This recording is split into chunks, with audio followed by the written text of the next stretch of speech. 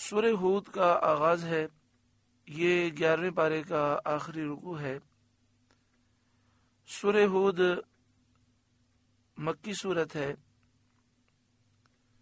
حضرت امام حسن اور حضرت اکرمہ اور دیگر مفسرین نے فرمایا کہ اس سورہ مبارکہ میں ایک آیت وَأَقِمِ الصَّلَاةَ طَرَفَيِ النَّهَارِ یہ مدنی آیت ہے، اس کے علاوہ پوری سورت مکی ہے، یعنی ہجرت سے پہلے نازل ہوئی۔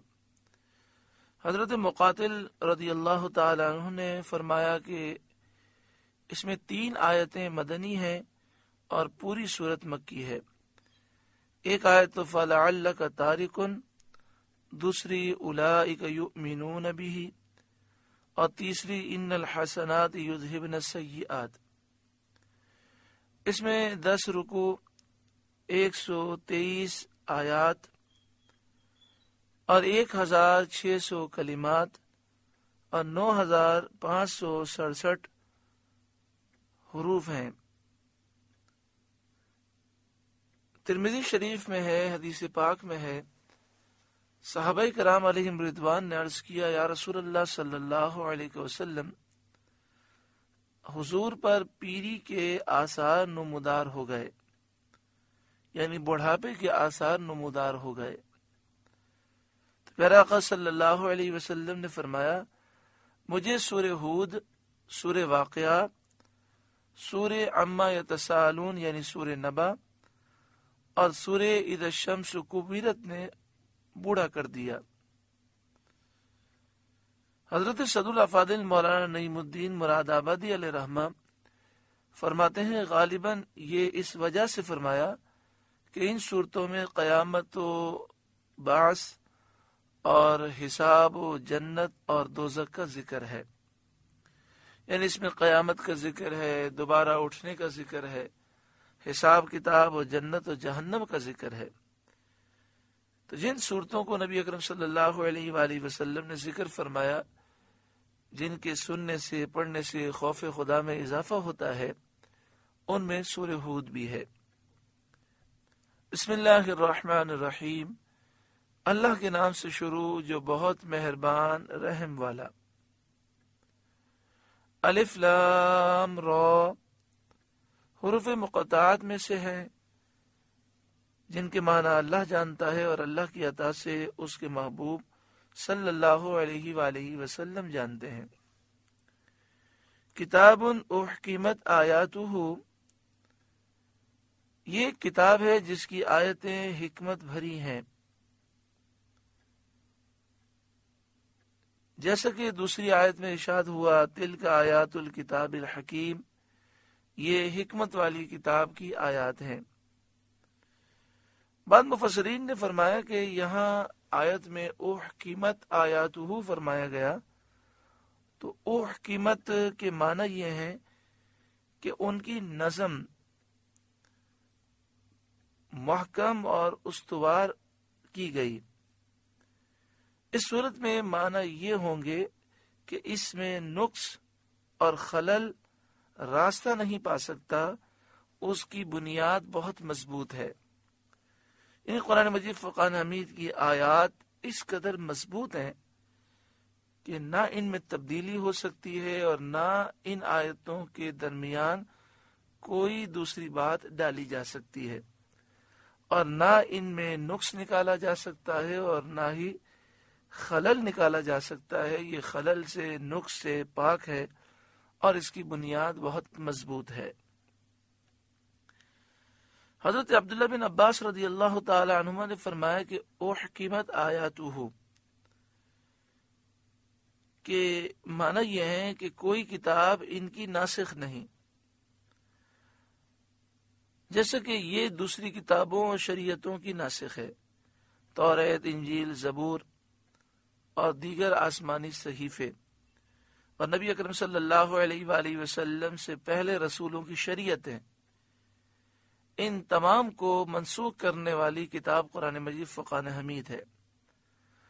جو قرآن نے احکام بیان کیے وہ تا قیامت قائم و دائم رہنے والے ہیں، یعنی انہی پر عمل کیا جائے گا۔ کوئی اس کے بعد کتاب نہیں جو قرآن کے احکام کو منسوخ کر سکے۔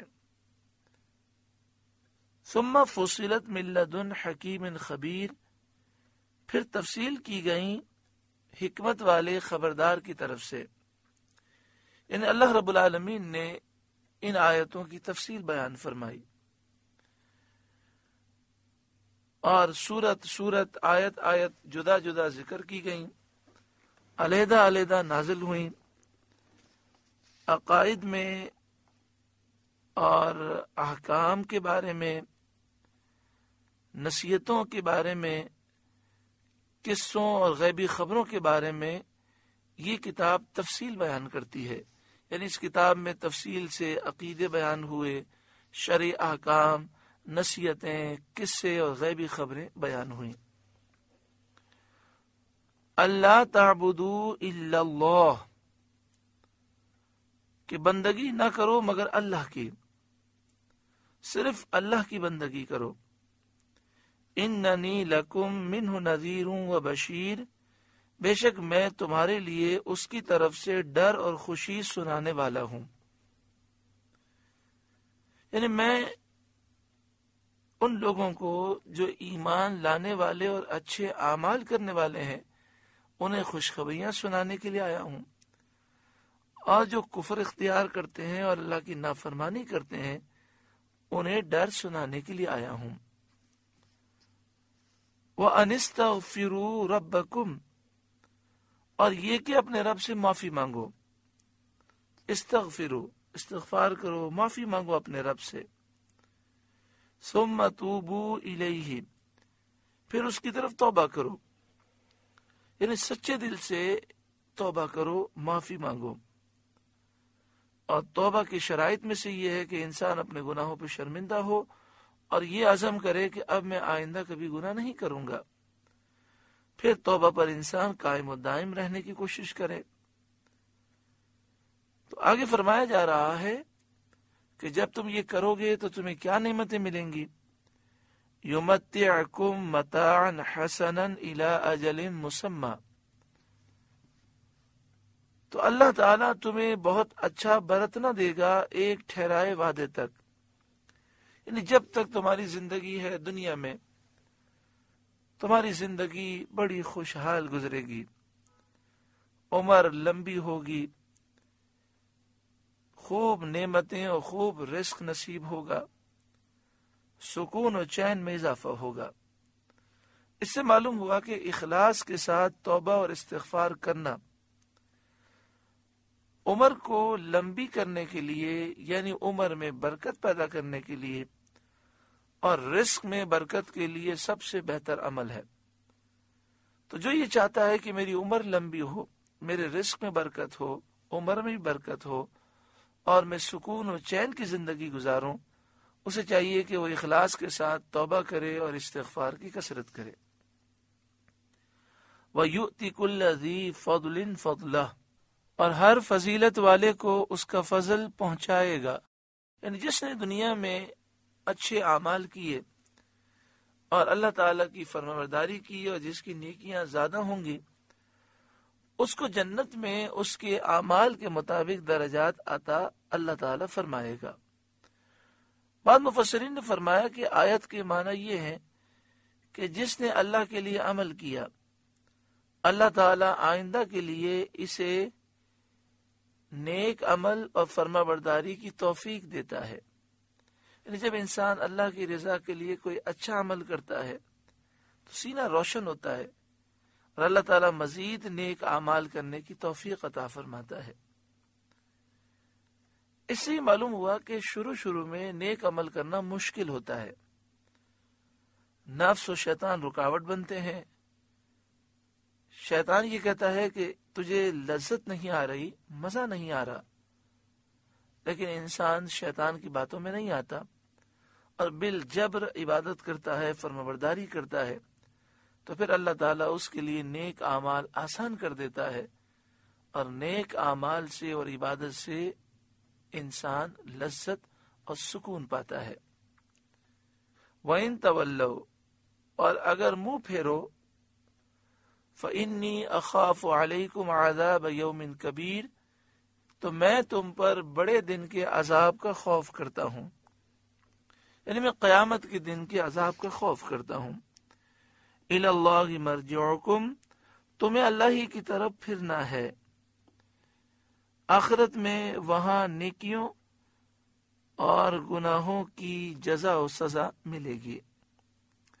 وہو علی کل شیء قدیر، اور وہ ہر شے پر قادر ہے، دنیا میں روزی دینے پر بھی وہ قادر ہے، موت دینے پر بھی، موت کے بعد زندہ کرنے پر بھی، اور ثواب اور عذاب دینے پر بھی وہ قادر ہے۔ الا انہم یثنون صدورہم، سنو وہ اپنے سینے دوہرے کرتے ہیں، لیستخفوا منہ، تاکہ اللہ سے پردہ کریں۔ الا سنو، حین یستغشون ثیابہم، جس وقت وہ اپنے کپڑوں سے سارا بدن ڈھانپ لیتے ہیں، یعلم ما یسرون وما یعلنون، اس وقت بھی اللہ ان کا چھپا اور ظاہر سب کچھ جانتا ہے۔ انہ علیم بذات الصدور، بے شک وہ دلوں کی بات جاننے والا ہے۔ حضرت عبداللہ بن عباس رضی اللہ تعالی عنہما نے ارشاد فرمایا کہ یہ آیت اخنس بن شریق منافق کے بارے میں نازل ہوئی۔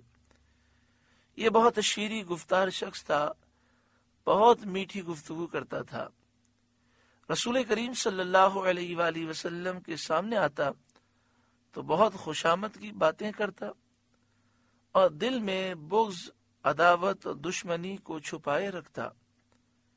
اس پر یہ آیت نازل ہوئی۔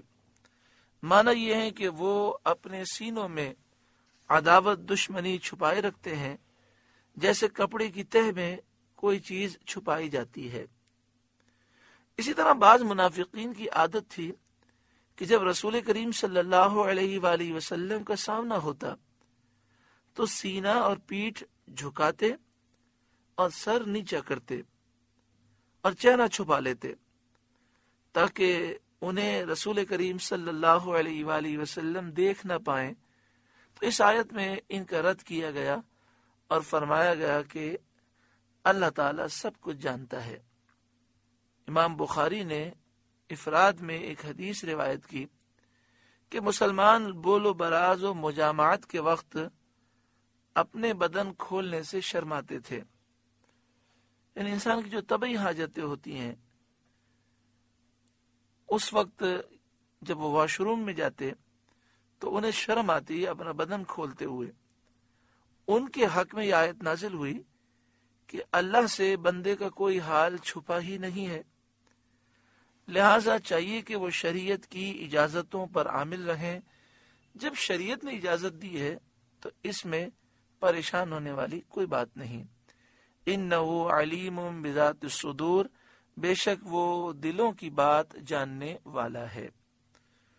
اللہ رب العالمین کا فضل ہے، 11واں پارہ مکمل ہوا۔ اللہ تعالیٰ قرآن پاک کے نور سے ہمارے قلوب کو روشن منور فرمائے۔ 12ویں پارے کا آغاز ہے۔ اللہ رب العالمین نے ارشاد فرمایا وَمَا مِن دَابَّةٍ فِي الْأَرْضِ إِلَّا عَلَى اللَّهِ رِزْقُهَا، اور زمین پر چلنے والا کوئی ایسا نہیں جس کا رزق اللہ کے ذمہ کرم پر نہ ہو۔ یعنی زمین پر جتنے جاندار ہیں اللہ تعالیٰ اپنے فضل سے ہر جاندار کے رزق کا کفیل ہے۔ ہر جاندار کی پیدائش سے پہلے اس کا رزق لکھ دیا گیا، اور جو رزق لکھا گیا ہے وہ رزق اللہ تعالیٰ اس جاندار کو ضرور پہنچائے گا۔ لہذا انسان کو چاہیے کہ اللہ کے حکم کے مطابق رزق کے لیے کوشش ضرور کرے، لیکن اطمینان رکھے، ٹینشن اور فکروں سے اپنے آپ کو برباد نہ کرے، کیونکہ ٹینشن انسان کی طبیعت کو خراب کر سکتا ہے مگر رزق میں اضافے کا باعث نہیں ہے۔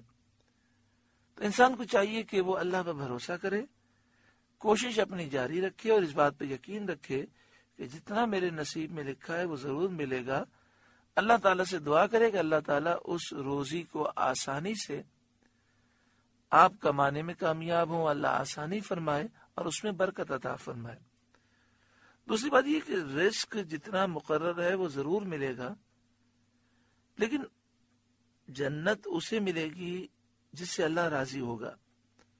تو اصل فکر اس بات کی ہونی چاہیے کہ میں نے اپنے رب کو راضی کیا یا نہیں۔ وَيَعْلَمُ مُسْتَقَرَّهَا وَمُسْتَوْدَعَهَا، اور جانتا ہے کہ کہاں ٹھہرے گا اور کہاں سپرد ہوگا۔ یعنی اللہ تعالیٰ ہر جاندار کی رہنے کی جگہ کو جانتا ہے کہ دنیا میں ہر جاندار کہاں کہاں رہے گا۔ اللہ تعالیٰ یہ بھی جانتا ہے کہ 1 منٹ وہ کہاں قیام کرے گا، 1 سال کہاں قیام کرے گا، ہر بات کو جانتا ہے، اور کہاں سپرد ہوگا۔ اس سے مشہور قول کے مطابق مدفن ہے، یعنی مرنے کے بعد انسان کہاں دفن ہوگا، یا مرنے کے بعد اس کی لاش کہاں ہوگی، پانی میں ہوگی، زمین میں ہوگی، تو کس مقام پر ہوگی، اسے موت کس مقام پر آئے گی۔ کلن فی کتاب مبین، سب کچھ ایک صاف بیان کرنے والی کتاب میں ہے، یعنی لوح محفوظ میں ہے۔ مفسرین نے اس پر سوال اٹھایا کہ لوح محفوظ میں اللہ تعالیٰ نے ساری چیزیں لکھی، تو اللہ تعالیٰ تو ہمیشہ سے جانتا ہے کہ کس کے ساتھ کیا ہوگا، تو پھر اللہ تعالیٰ نے لوح محفوظ میں ان کو کیوں لکھا؟ ہم لکھتے ہیں تو اس لیے کہ کہیں بھول نہ جائیں، اللہ تعالیٰ تو بھولنے سے پاک ہے، تو پھر لوح محفوظ میں کیوں لکھا گیا؟ تو مفسرین نے فرمایا کہ یہ اللہ کے نیک بندوں کے لیے لکھا گیا۔ جب جب اللہ تعالیٰ چاہتا ہے اللہ کے نیک بندوں پر لوح محفوظ منکشف ہو جاتی ہے، اور وہ لوح محفوظ میں لکھا وہ پڑھتے ہیں، اور وہ مستقبل کی بہت ساری باتوں کو جانتے ہیں۔ جیسے سرکار دو عالم صلی اللہ علیہ وآلہ وسلم نے اللہ کی عطا سے بے شمار غیب کی خبریں اپنی امت کو عطا فرمائیں۔ وَهُوَ الَّذِي خَلَقَ السَّمَاوَاتِ وَالْأَرْضَ فِي 6 أَيَّامٍ، اور وہی ہے جس نے آسمانوں اور زمین کو 6 دن میں بنایا۔ وَكَانَ عَرْشُهُ عَلَى الْمَاءِ، اور اس کا عرش پانی پر تھا، یعنی عرش کے نیچے پانی کے سوا اور کوئی مخلوق نہ تھی۔ اس سے یہ بھی معلوم ہوا کہ عرش اور پانی آسمانوں اور زمینوں کی پیدائش سے پہلے پیدا فرمائے گئے، یعنی سب سے پہلے عرش کو اور پانی کو بنایا گیا، پھر آسمان اور زمین کی پیدائش ہوئی، اور عرش سے اور پانی سے بھی پہلے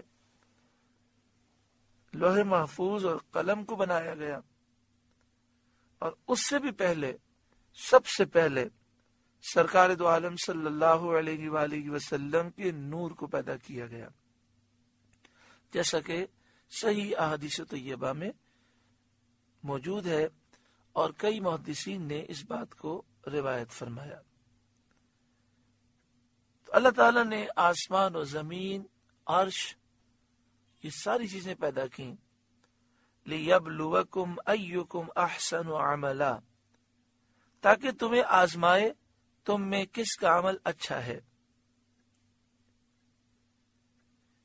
یعنی آسمان و زمین اور ان کی درمیانی کائنات کو اللہ نے پیدا کیا، جس میں اے لوگوں تمہارے لیے نفع کی چیزیں ہیں، تمہاری مصلحتیں ہیں، تمہارے فائدے کی چیزیں ہیں، تاکہ اللہ تمہیں آزمائش میں ڈالے، اور یہ ظاہر ہو کہ کون شکر گزار ہے، متقی فرمانبردار ہے، اور کون برے کام کرنے والا ہے۔ وَلَئِن قُلْتَ، اور اگر اے محبوب آپ فرمائیں، إِنَّكُمْ مَبْعُوثُونَ مِن بَعْدِ الْمَوْتِ، اے لوگوں بے شک تم مرنے کے بعد اٹھائے جاؤ گے، لَيَقُولَنَّ الَّذِينَ كَفَرُوا، تو ضرور بضرور کافر کہیں گے، ان ھذا الا سحر مبین، یہ تو نہیں مگر کھلا جادو. یعنی قرآن پاک کو جس میں مرنے کے بعد اٹھائے جانے کا بیان ہے، وہ اس قرآن پاک کو کھلا جادو کہتے ہیں، یعنی نعوذ باللہ من ذالک باطل اور دھوکہ کہتے ہیں. وَلَئِنْ أَخَّرْنَا عَنْهُمُ الْعَذَابَ إِلَىٰ أُمَّةٍ مَّعْدُودَةٍ، اور اگر ہم ان سے عذاب کچھ گنتی کی مدت تک ہٹا دیں،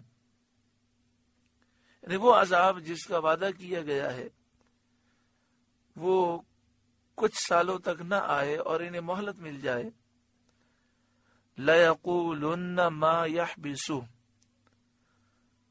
تو ضرور بضرور کہیں گے کس چیز نے اسے روکا ہے، وہ عذاب کیوں نازل نہیں ہوتا، کیا دیر ہے. کفار کا یہ جلدی کرنا جھٹلانے کے لیے اور مذاق اڑانے کے لیے ہے. الا سن لو، یوم یأتیہم لیس مصروفا عنہم، جس دن ان پر عذاب آئے گا ان سے پھیرا نہ جائے گا، عذاب کوئی ٹال نہیں سکے گا. وحاق بہم ما کانوا بہ یستہزئون، اور انہیں گھیر لے گا وہی عذاب جس کی ہنسی اڑاتے تھے، جس عذاب کا وہ مذاق اڑاتے تھے وہی عذاب انہیں گھیر لے گا.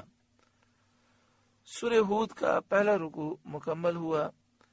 اللہ رب العالمین نور قرآن پاک سے ہمارے قلوب کو روشن منور فرمائے اور ہمیں عمل کی توفیق عطا فرمائے.